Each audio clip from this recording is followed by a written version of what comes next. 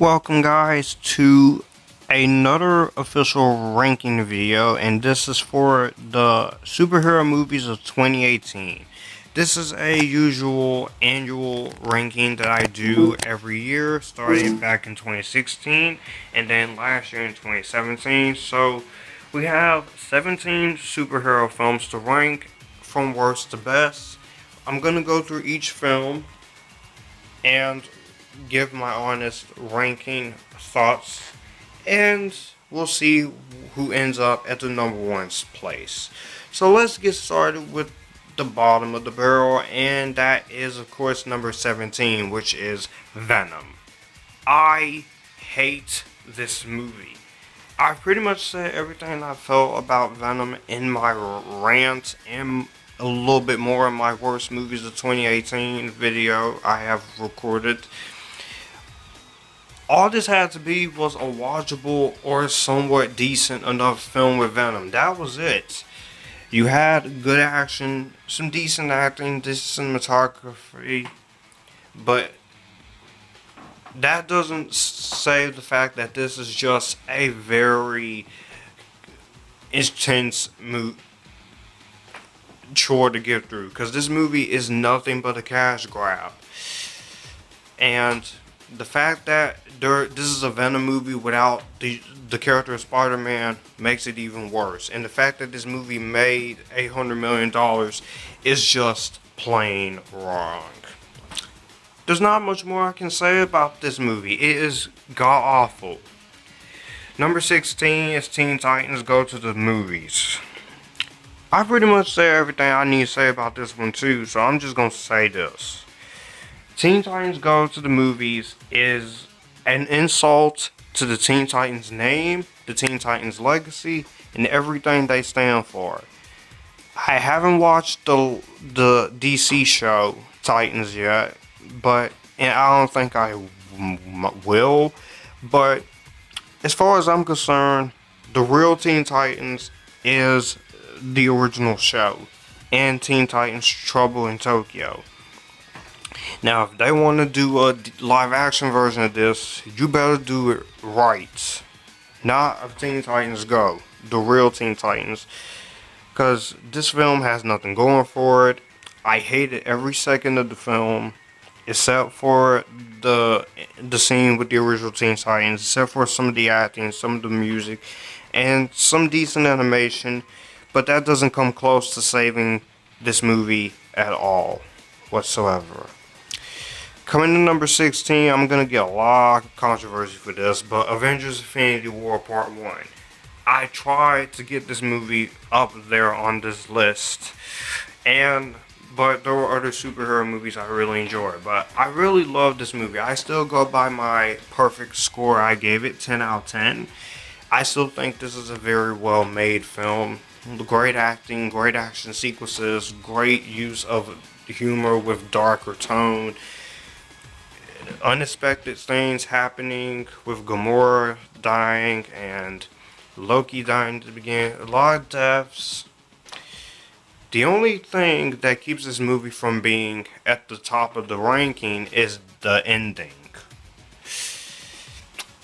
I really don't want to talk about the ending because let's just say you disintegrated some characters that I really liked, including my favorite MCU character, but we'll be seeing them again, so I'm not gonna criticize the ending too badly. I just have to unfortunately be that one guy who's not gonna like the ending of this movie. But luckily we got Captain Marvel who's gonna be in Avengers Infinity War Part 2. You can say Endgame all you want, but I'm calling it Avengers Infinity War Part 1 and Avengers Infinity War Part 2, but I really love this movie.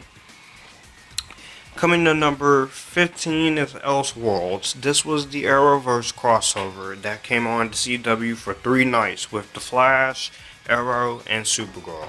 And also we have a little cameo by Batwoman, whose TV show comes on next year, and I'm pretty curious about it. This was very fun. I really enjoyed this crossover, seeing the Grant Gustin Flash and the original Flash by John Wesley Shipp was really fun. I really dig Supergirl and her screen time here. Arrow doing what he do best. And then we have Superman here, both the good version and unfortunately the version of Superman that I don't like seeing, which is him in a black suit. So I have to get used to that, but any of you guys know me, I'm not really a fan of the black suit Superman. I know it's in the comics, but to me, it's just a way to make Superman into something he's not. But that didn't stop Elseworlds from being the fun crossover that it was. And I had a lot of fun with Elseworlds. Coming to number 14 is Gotham by Gaslight, which is Batman.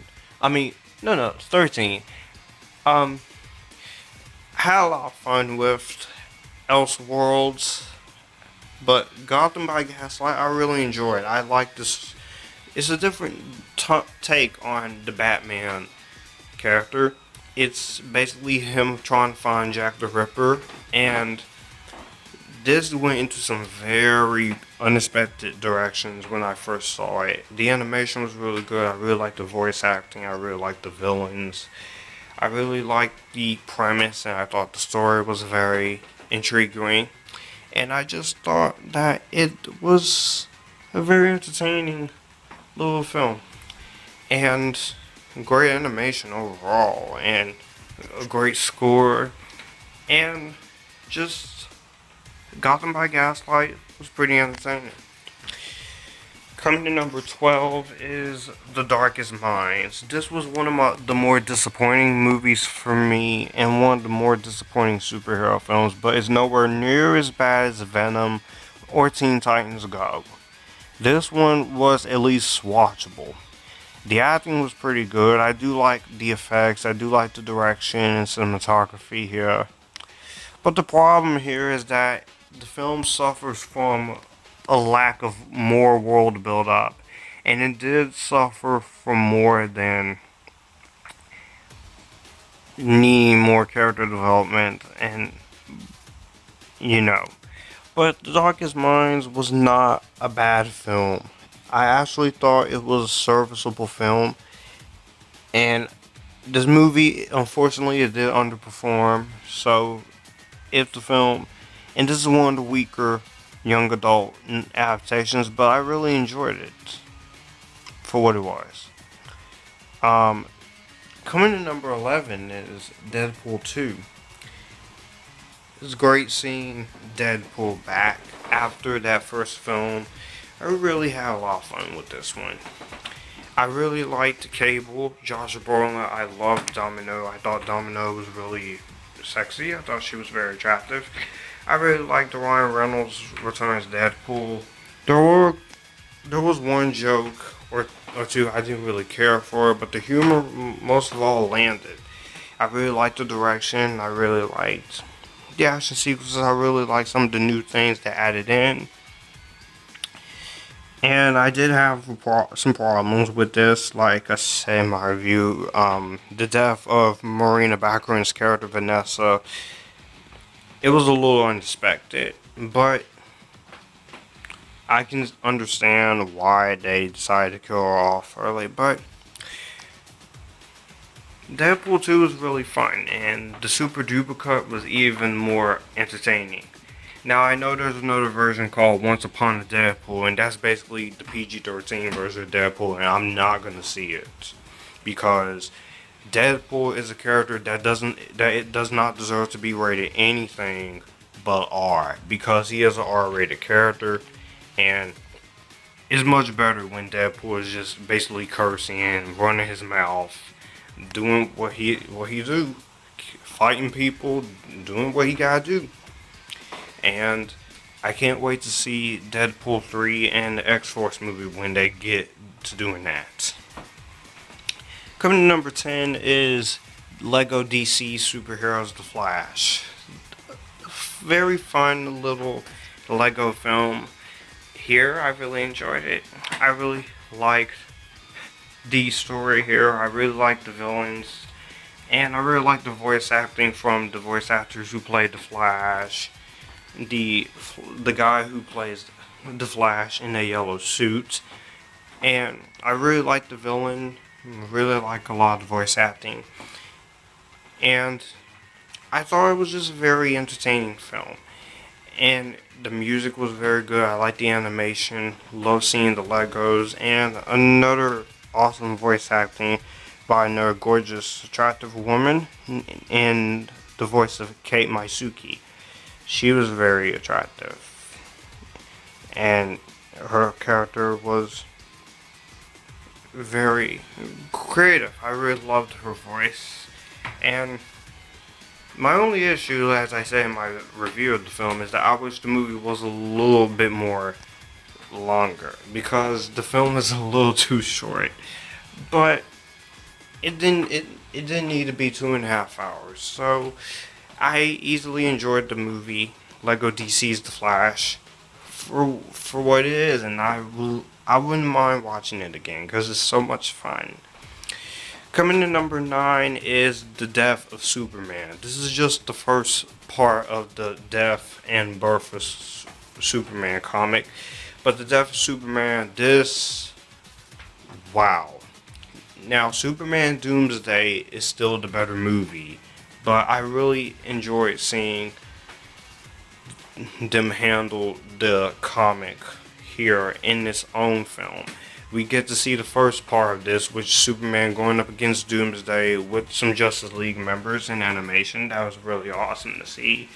They made some changes to the story, but also was very faithful to the story for what they were doing. And I really like the fact that they did something different to make changes. And we are going to get the second part of it, which is Superman Resurrected next year, so I can't wait to see that. And I thought that it was really fun. Coming to number 8 is Batman Ninja.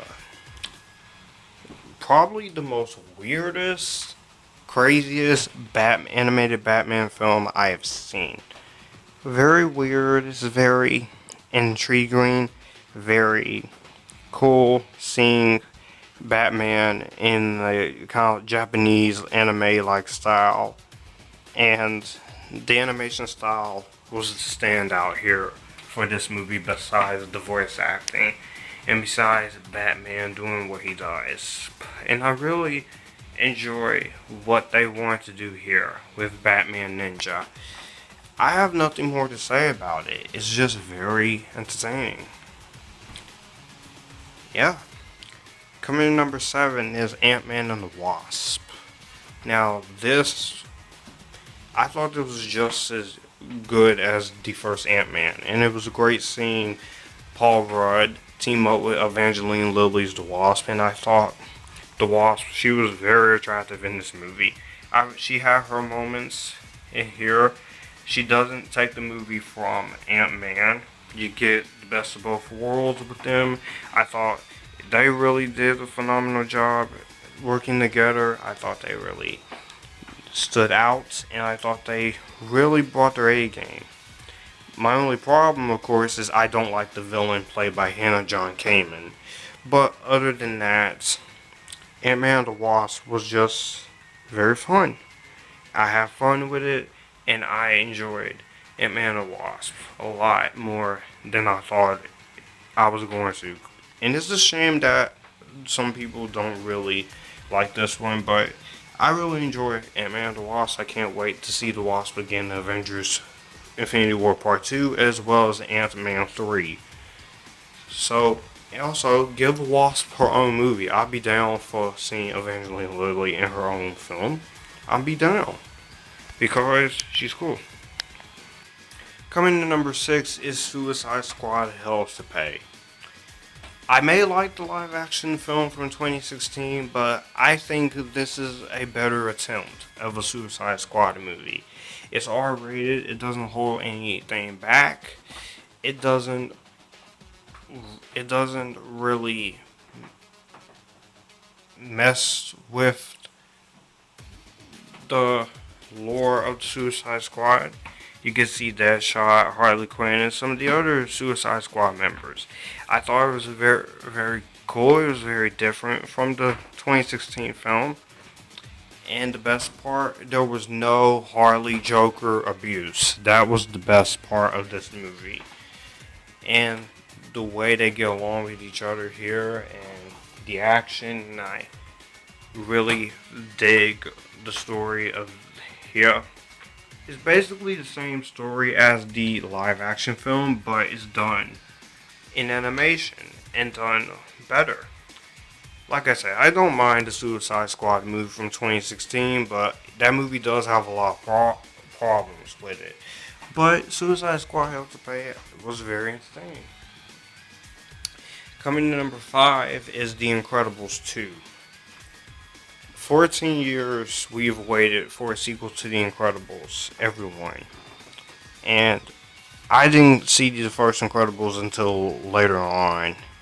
It was probably in 2000. It was in '07 when I first saw it. So for me, I was pretty curious about a sequel, and the sequel delivered my expectations. It did what it set out to do. My only problem was, of course, the villain. But I really enjoyed watching um, Incredibles 2. And if you are going to do an Incredibles 3, don't take 14 years to do it like you did this. But I would be pretty interested in seeing an Incredibles 3 to round out a potential Incredibles trilogy.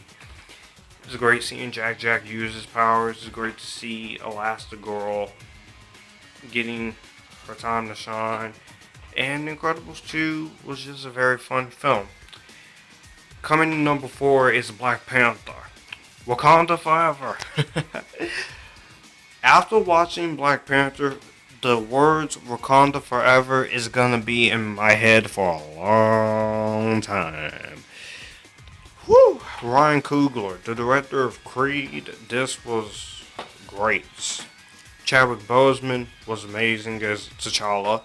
Michael B. Jordan, he was amazing as the villain. I loved Killmonger as the villain. I loved Lupita Nyong'o, Denai Guerrero, Letitia Wright, Andy Serkis, Forrest Whitaker, Daniel Kaluuya, Angela Bassett. I really loved the performances here. I loved the story. I loved the action scenes. I loved the score. The soundtrack was on point. I really loved the soundtrack.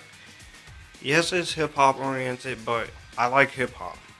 And I thought it was just a very fun movie to watch. And I had a lot of fun with Black Panther. So much fun.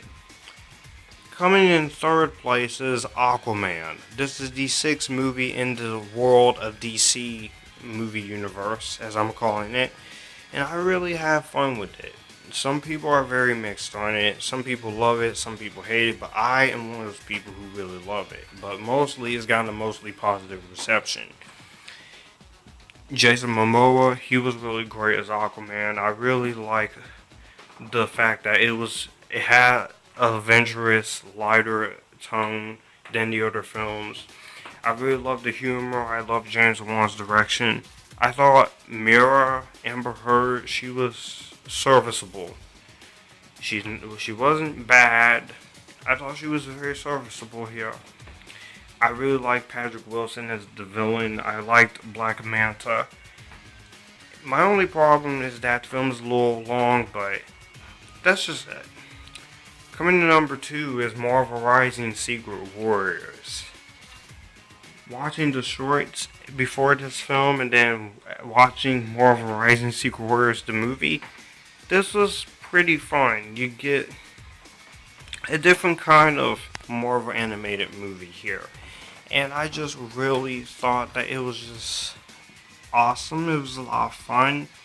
And the voice acting was really great. I love seeing Squirrel Girl, Captain Marvel, Spider-Gwen, Ghost Spider, played by Dove Cameron. Also, really great seeing Chloe Bennett as her character Quake in this animated film.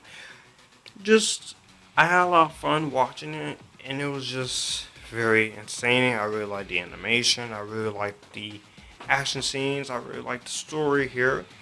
You have a band of misfits being superheroes doing their job. And I just thought that it made for a very entertaining film. So, number 2, Marvel Rising Secret Warriors. And coming in as number 1 is Spider-Man Into the Spider-Verse. I had a lot of fun watching this movie. I haven't reviewed the film yet, but I'm just going to save some of my thoughts for the review. But let me just say, the standout in this movie, Gwen Stacy, played amazingly by Haley Steinfeld. She was great in this movie, and she was really great in Bumblebee, and she's a great actress and a great singer.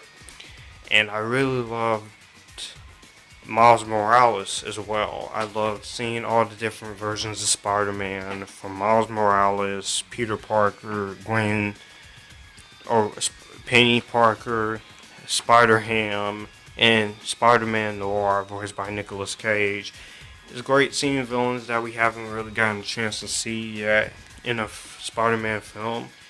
And this is a movie I don't think the MCU would do, but I would love to see the Marvel Cinematic Universe try to do something with something as cool and clever as Spider-Verse. And I'm looking forward to seeing sequels to this, and I'm sure as heck looking forward to seeing spin-offs to this, especially Spider-Ham and especially Gwen Stacy. So, that was my superhero ranking of 2018 in voiceover form. Let me know what you guys think of this ranking down below. What is your ranking of all the superhero movies? And I will see you guys in the next video. You guys keep it cool. Let's continue the road to 1K subscribers. Follow me on all my social media links. Be on the lookout for more movie reviews, TV music reviews, vlogs, reactions, top 10 lists, rankings, yada yada. And until next time, join the epitasticness. Bye bye.